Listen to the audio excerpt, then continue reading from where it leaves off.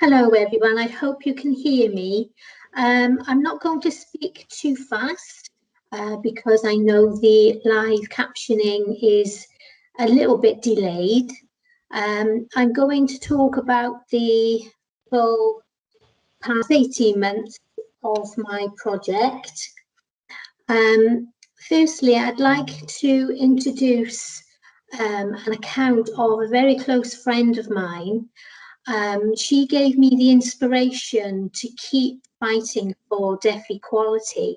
I'm going to give you a little while to read her quotes that I took from an account she gave me a couple of years ago. I have her permission to do so.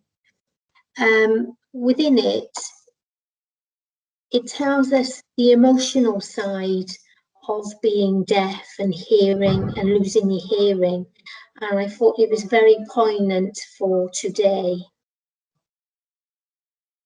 My friend then, once she started learning British Sign Language, at the age of 60, she went on to have a cochlear implant, and she achieved a foundation degree in deaf studies. This was followed by a voluntary position in a local charity.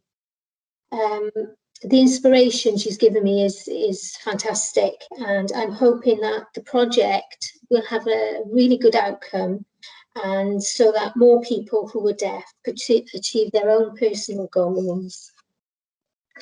These are literary references that we could use in the future. Since the Accessible Healthcare Standards in 2014, Welsh Assembly members have continued to encourage the Welsh Government to improve services for those who are deaf within health and education. In the past year, BSL has been passed to be taught in schools as a modern language. The Additional Learning Needs Educational Tribunal Wales, that's the booklet in the green. In the future, this will include that specialist skills are developed by the teaching staff for their hearing impaired children or young adults. Most recently, a North Wales Assembly member has put forth a proposal to the Welsh Government for a BSL bill in Wales, which is very positive.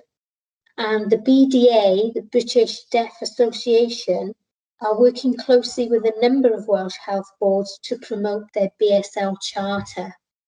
Now, at the bottom of the slide is the 2028 framework for mental health nursing in Wales.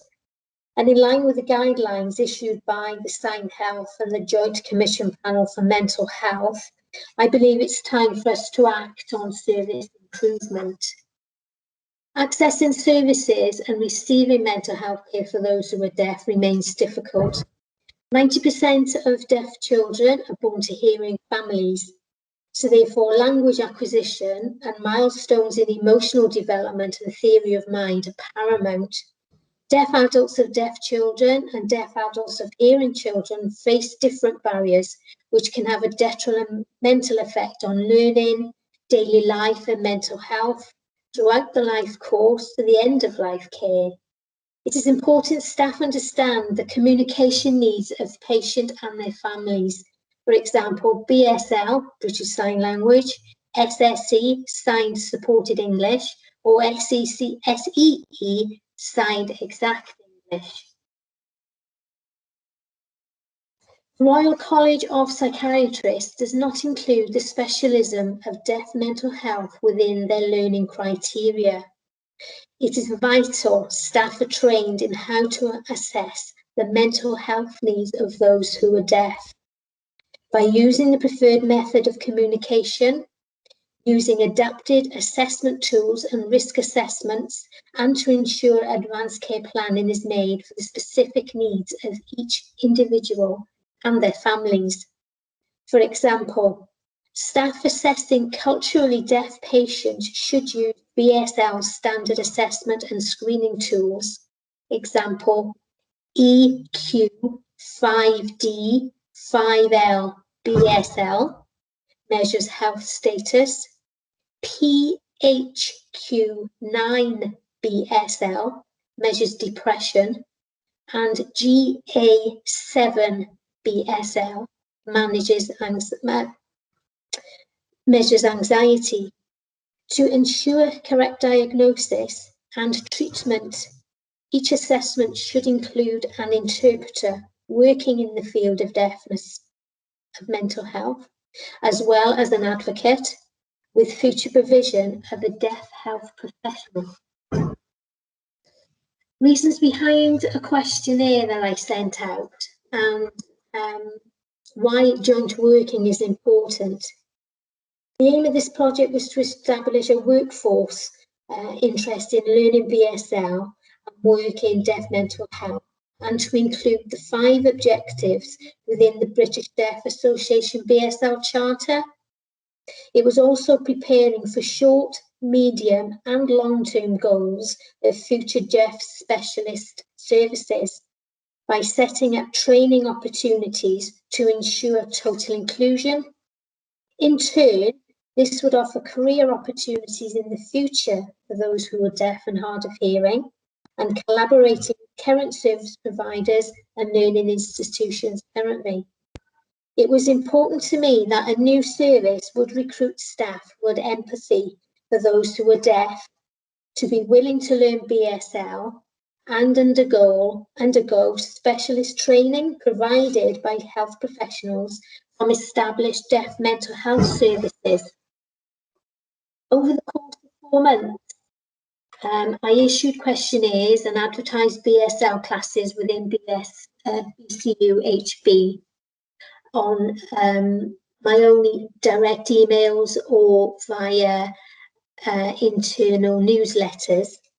I received responses from 65 people from a variety of different roles.